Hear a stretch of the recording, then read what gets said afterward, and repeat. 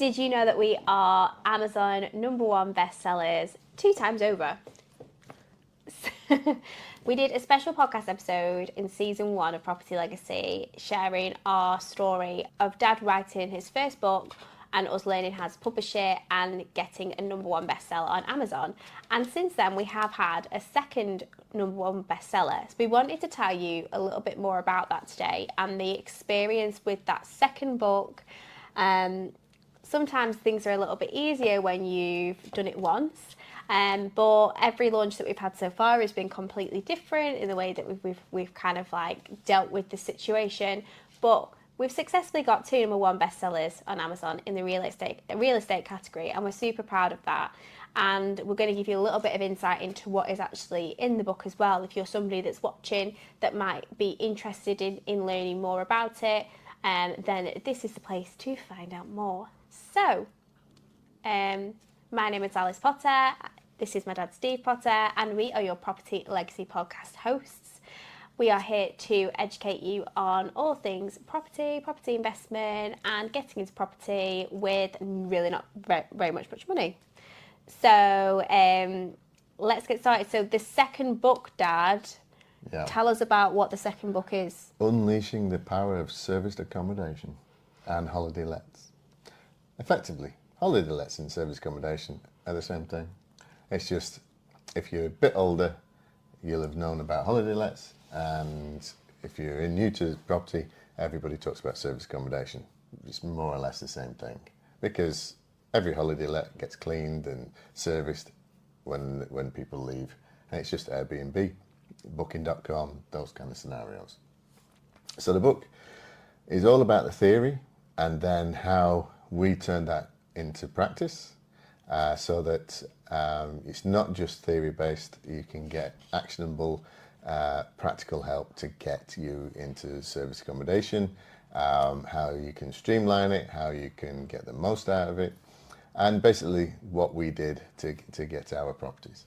And one of my favourite things about the books that we've published so far, and the books that are continuing to be published, is the case study part of them. So all of the books that Dad has written and we are publishing, they have elements of learning from his own experience with his own property portfolio. And I think that is so important. If you are learning from somebody, you want to learn from somebody that's actually done it. And our experience with service accommodation has been quite an interesting one, because we've tried things that we thought would do really well, and they did not do well. They did not do well. And we've managed to get ourselves, with our service accommodation, into a really, really good positive position now. But, as we always say, it's taken time. It's taken things where, scenarios where things haven't necessarily gone well. We've had to take a lot of stuff on the chin, deal with being blamed for things that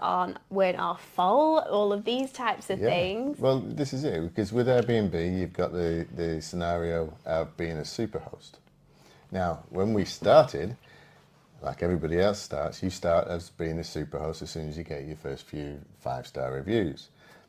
But the management company that we were dealing with didn't really manage the property properly, and we got a couple of bad reviews, which meant we lost our superhost, which was not good. No. Now we took it back off the management company, and we did a lot of work, learnt a hell of a lot about service accommodation and management and behind the scenes, getting everything to run automatically and all this kind of stuff. But as of the 1st of January 2025, we are now superhost again. Yay! Which took its time. I think as well, it's a real testament of that journey of, some people think, oh, it's fine, we'll just buy this, we'll turn it into service accommodation, we'll pay someone to look after it, and we'll make money. And sometimes it doesn't work out like that, and it's how you manage that situation. And also, there's lots of information inside the book of how to set all of these things up properly, and things that are really important to bear in mind when choosing that strategy in property, because every strategy is different, every type of property is different, and the majority of the time, none of the strategies that you choose are easy. So no, No, so it's the biggest issue we had is our service accommodation is an hour and a half away, which, as you know, anybody that's been on courses, they always say, work on the 5 mile radius of where you live. And ours is an hour and a half away in the middle of nowhere. So that can cause some issues, which is why we got the management company in the first place. The issue there is nobody will look after your property as good as you will. And a management company was only getting 40% occupancy. And since then, we are as high as 80% on average for the whole year. That's amazing. So it's a huge difference. Plus, obviously, we're not paying a management company to do it, which does help. But it came with a lot of headaches and a lot of things we had to organise and a lot of things we had to downgrade on our expectations, definitely.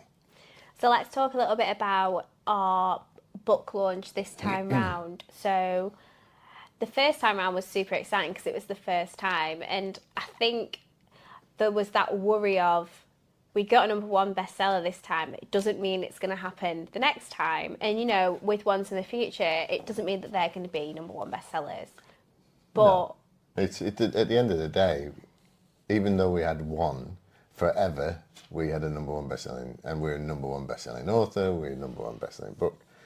So that took the pressure off. yeah, But even though it was, the first book was in May 24, second book was September, and I'd forgotten how to do it. yeah, I'd forgotten how to. You were doing all the. We had the proofreading, we had all the stuff that we were going through, and then it's a case of how do we get this on Amazon? How do we do all this stuff again? And yeah, it took a lot of work, and to be honest, yeah, we did push it, but I think people are eventually going to stop responding when we say we've got another book. yeah, definitely. And I think we were quite good and strategic in the day that we decided to launch it. So we decided to launch it the morning after we'd been networking the night before. Yes.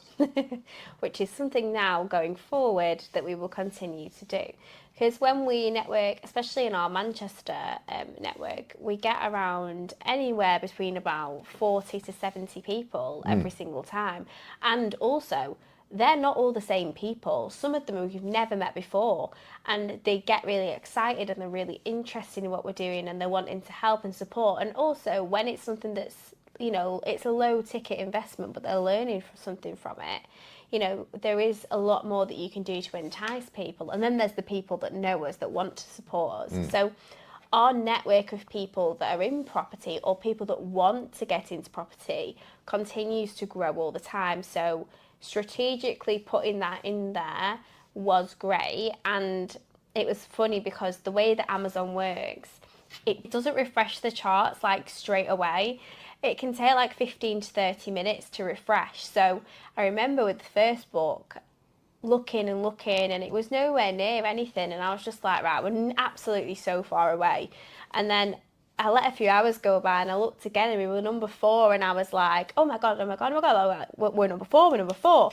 And then like, I remember it was like 3:00 in the afternoon and ringing you and telling you that we were #1. Keep pushing. We were #1. And it was so stressful, that first book. I was horrendous to be around. I was ringing people. Why are you not sharing? Why are you not why, like, people aren't being supportive? One last push, all this kind of stuff. Because I was so like hungry to get that #1. Whereas the second time round, we didn't do that. No. We shared it with our communities of people, you know, we let people know what we were doing, and we got a #1 bestseller. And it was actually when we were filming with Sarah Savage, our episode in Manchester. So we were there the night before in Manchester. We drove back to Blackpool. We launched it the morning, drove to Manchester again, filmed the podcast episode with her, and once we'd finished filming, I checked Amazon and we were #1. So we went out to lunch to celebrate. It was lovely. It was so much more relaxed. And like, It means she wasn't I was fussy. so. I mean, someone gave me a glass of fizz as well when I had my lunch, so I was better. But yeah, it was so much more relaxed the second time round. But to have achieved 2 number one bestsellers was amazing, and you know, even again, if it never happens again, it never happens again. But with the fact we got 2, we're like super proud of that. And especially only a few months apart from one another. So, since we launched in September, let's share some things that have happened from us actually having the books, of us actually having the books as lead magnets into our business. Yeah. So, very strange. In the summer, I was contacted by somebody who then travelled from London to Blackpool, stayed here for a week just so they could meet me, which is really weird. They're a lovely couple, and we're actually going to hopefully work together this year. And I signed the book, we got photographs done and all this kind of stuff, but it was just really weird. And it's things like that have just been moving forward. So we've been approached by investors. We've been approached by people that want us to spend their money. I don't mind doing that at all. You're very good at doing that. Yeah. So, yes, we released a book. Yes, we never really thought or did it to sell lots of books or to sell millions or whatever. We did it to have a strategy to help us with marketing, help us with lead magnets, help us with things to hand out. The fact that they've got QR codes on, it's just like a big business card. Yeah.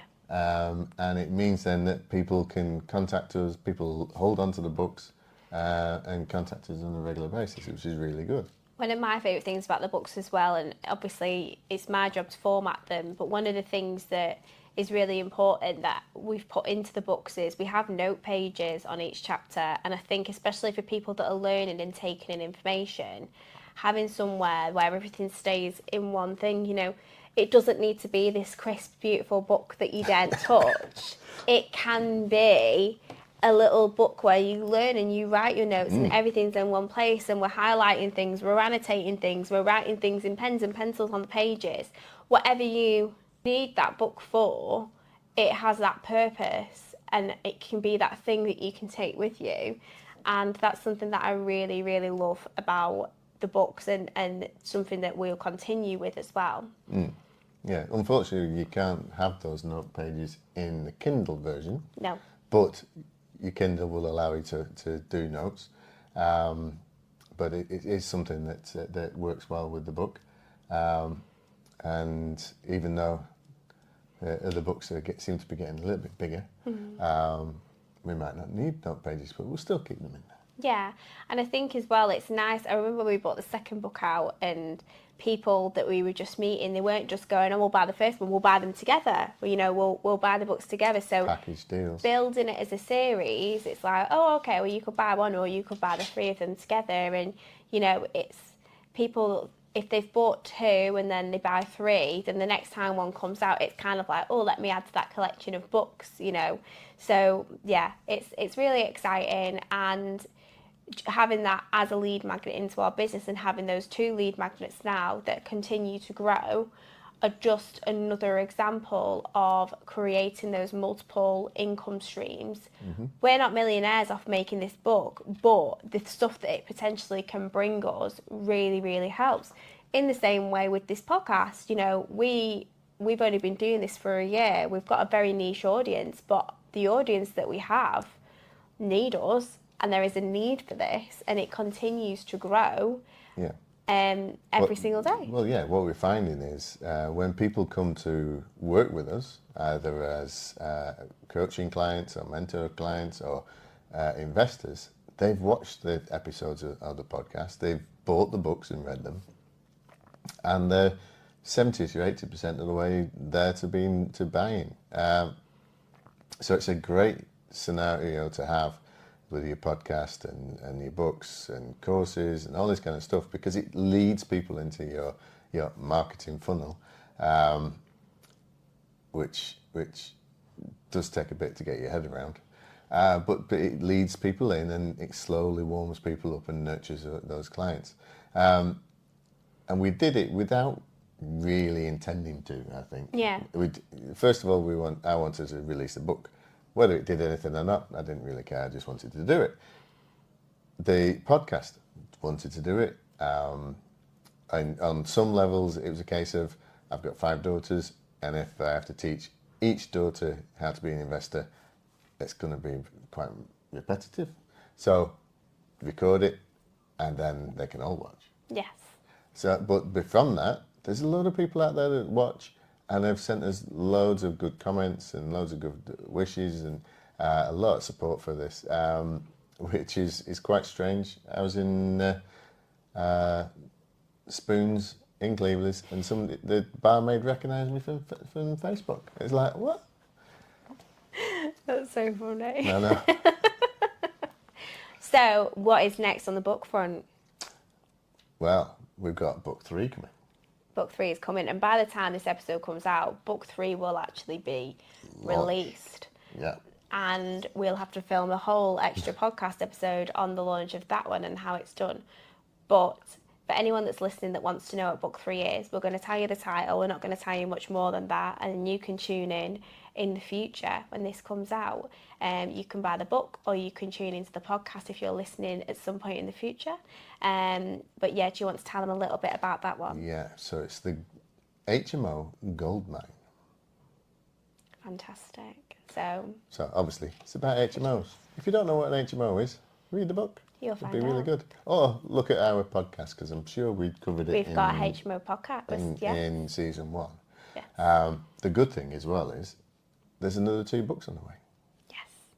So much more. So more podcast episodes about our books. But if you're interested and have any questions about our books, feel free to let us know in the comments.